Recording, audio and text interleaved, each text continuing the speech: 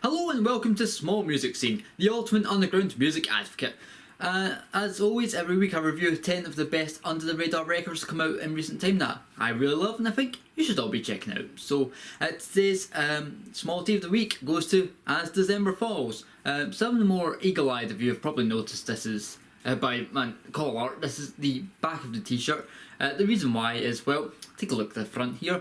The reason I'm wearing it at the back is, just, for safe for work reasons, safe for broadcasting and sponsoring reasons, just in case anything like that happens, just, that we're all good. So it's really awesome, a limited tee. So As December Falls, a Nottingham quartet, great music that toes the line of, alt rock, pop punk and stuff like that. They have no label, no promoter, no booker, anything like that. They are totally DIY and I highly respect that, especially considering that they have quite the big following regardless of that. Later this year they're going on a UK and European tour. You can see the dates right here. So if they tickle your fancy, once you've obviously checked them out, if you haven't already, I recommend their latest album Happier, which is a great starting point. Go check out As December Falls, go check them out on tour. On with the show. Kicking this off at number 1, we have Nutrients with Different Bridges. It's the third full-length release from the Toronto ensemble, personally the first that I've experienced from them, and by God, I love it. They craft this wonderfully pleasing sound. It mixes in, indie pop, lo-fi rock, emo, there's some mini hints of ska, mainly from the addition of the succulent sax, and even some bossa nova. We get sublimely silky smooth harmonies, prominently cool and delicious groovy bass tones, which go hand in hand with the keen beats. The guitars are real chic and melodic, as are the keys when they get involved. And the choruses are a key highlight throughout this album. They're so catchy and memorable and just incredibly contagious. We've got a series of chilled, easygoing, laid-back numbers involved, and they contrast and go hand in hand well opposite the exuberant, upbeat songs, and they nail both sides so efficiently. Lyrically, they go into being appreciative of our loved ones' positive qualities, but still having this apprehension that they are not keeping certain things, bottled up, and you want to gain their trust and be allowed in and know all about them. They emphasise the importance of happiness, how much is needed through dark, turbulent patches, and they discuss remembering those little moments that we often take for granted that bring back those tingly, nostalgic sensations that put a smile on your face. As a matter of fact, it does feel like this record is just one big, affectionately sensational memory book, with sepia-toned pictures that play and reel through your head as you listen along. And yeah, that just about sums up perfectly. Different Bridges is a ridiculously charming album that sucks you into a great sense of warmth and comfort that will leave you in high spirits as you make your exit. At number 2 we have Jemima Thewes with Calling. So it wasn't until a few weeks ago that I came to know Jemima. It's one of those cases where her name was popping up on my feed quite frequently, which made sense because she had just released her new album. So I jumped in to hear what the hubbub was about, and in the process I discovered a sensational artist. She has an utterly beautiful voice, regardless of whether she's singing in full bloom or tilting in a more spoken direction, and her written words are so absorbing. Her songs are so stunning and are of the Celtic folk pop disposition, and the instrumentals augment and reinforce that, like the woodwind, the acoustic guitar, the drum crashes, and especially the broad range of strings at play. There are some nice and fluid, others with a deliberate, haunting shakiness to them that heighten the ambience and get you leaning in closer. And I admire the way that she employs the natural and environment audio elements at points too to give her more fresh and earthly quality. There are many highlights to count here, like the infectious closing moments of Ellie Sands, where her voice has this powerful low pitch to it. There's the title track which builds to a hair-raising crescendo. Definitely Lady kicks up into an outstanding high gear. Lay Out Your Soul has an unforgettable chorus, Small and Wild is triumphant, and I love the fiery scatting on Devil on the Dance Floor. I mean, the list goes on. Calling is a marvellously enchanting hour of music that knocked me sideways. It's so cliche to say, but I'm honestly shocked that Jemima Thewes hasn't got a bigger following. She has to rank among the most underrated act based in all of Scotland, and with phenomenal talent like this at her fingertips, that needs to change. She's too good to go unnoticed. At number 3 we have Heddlu with Cantref. A very creative and very inspiring debut album from the Welshman, Roger Daniel, who was once part of the Austrian Estrons, but unfortunately he came out the other end with major hearing issues that put his aspirations to bed for a while. But eventually he was able to adapt and recover in a way that suited him nicely, and that sparked this electronic rock project right here, and let's just say it spawned some amazing results. He makes efficient usage of these neat digital noises, then creates these mysterious astral tones in the more quiet and curious moments, and we get dazzling, scintillating synth work that is on full terrific display at the insanely stimulating peaks, which are melodic, energised and just downright catchy. And that often happens to be in the middle of the invigorating choruses. And on top of that, the vocals rank from solid to highly gutsy, and the rhythms are smashing and the guitar's dead sweet. Through writing that swaps regularly between English and Welsh, Rhodri tells of these interesting tales, obviously based around his own experiences. Like all about finding yourself in a whole new world where the rules you once knew don't apply, and you have to find a whole new footing. It's sure as hell not easy, and you'll be begging to somehow return to the past, but it is doable, and you'll develop into a totally strong person in the process who's able to adjust and become accustomed to this second life. Objectively and critically speaking, it's an excellent record. But on a more personal and subjective note, as I said at the start, it's truly inspiring and encouraging. And it presents a positive reminder that it's never the end of the world, and even when all seems lost, you'll find your way soon enough. So much love to Rhodri, I'm immensely proud of him. At number 4 we have Battlegrave with Cavernous Deaths. So a couple of weeks back I reviewed the latest album from the band outright, and I considered them one of my all-time best finds in the Australian metal scene. Well, here's another that fits in the same category, this thrash death metal duo who recently delivered their sophomore record. And holy Brian blessed, this is a hell of a record we've got going here. The opening interlude draws you in from the start with its haunting, hellish nature.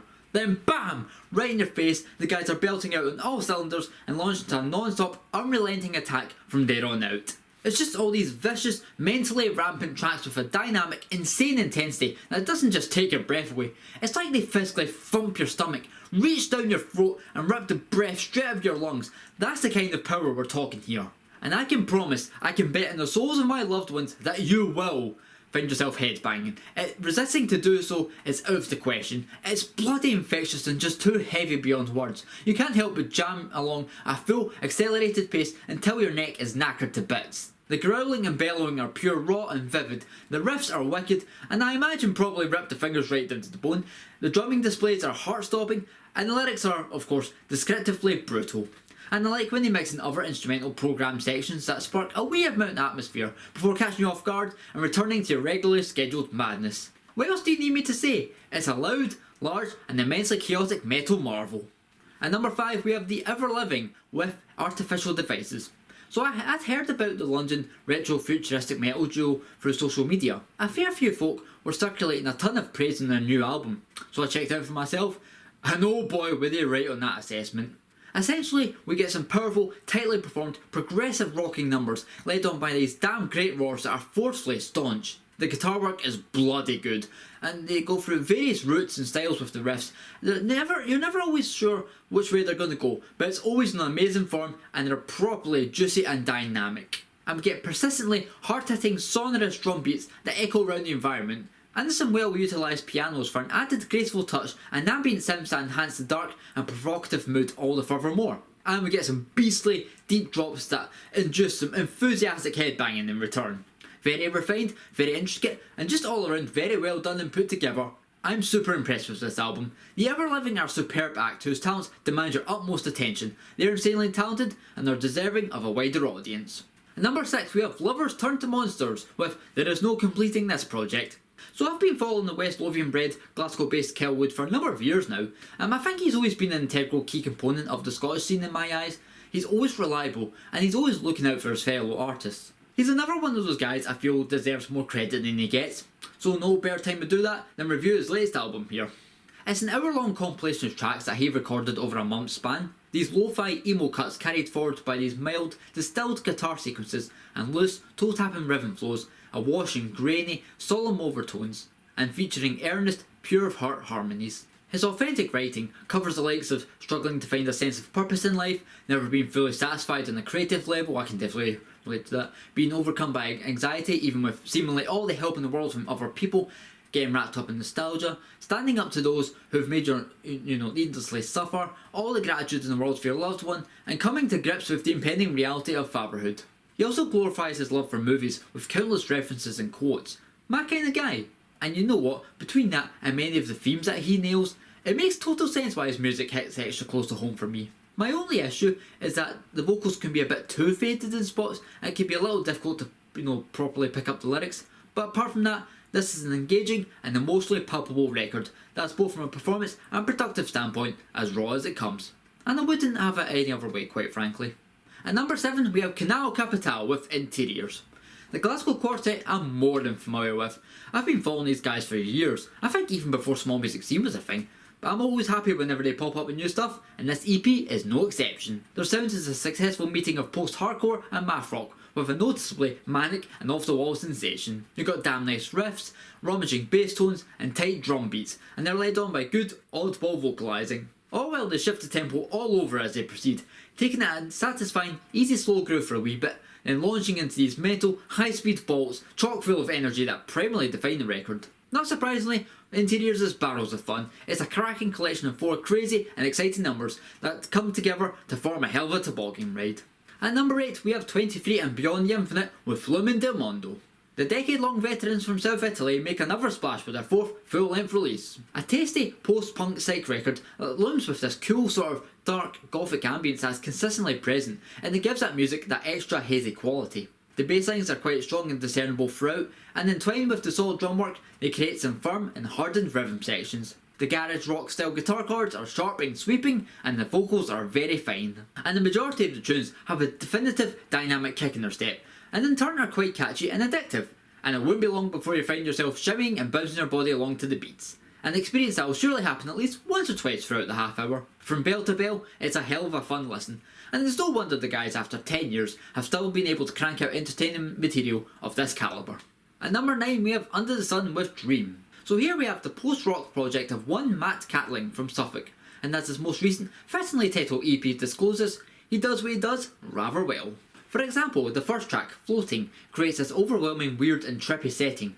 Then Ride Into a Dream flows with perpetual guitar loops and nice electronic bips and boops. Acid Blaster functions similarly, and then A Cowboy Lynch is like a strong hypnotic trance with its mix of intriguing dialogue, subtle Lumen bass tones and dark chords. Reflections begins calmly, then other elements are eventually thrown in, and it builds cleanly and slickly. From Last Night is luminant, while also featuring some real cool fuzzy shreds hanging in the background. Broomhill Park is led by these appealing chiptune style synths, and lastly is the dazzling and remarkable Shining Bright Light, which serves as a great ending to a great record that is easy to get lost in. So pick up the nearest set of headphones, plug in, and enjoy. And lastly at number 10 we have Lizards from Venus with Did You Forget to Take the Meds? The band making history here, becoming the first ever act from Costa Rica to feature on Small Music Scene with their latest EP, and it's a simple yet great effective rock record. We get cool dual guitar displays, blending light flowing chords with more aggressive and hardy riffs that contribute a fair amount of energy, which spawns from the very solid rhythm sections, and the vocals aren't too shabby either. Throughout there's a fiery buzz, and the choruses are pretty enjoyable too, and that seriously rings true for the head-sticking opening track, Attack. 60 sounds like it was forged in a steel factory. It just has this metallic vibe to it, you know.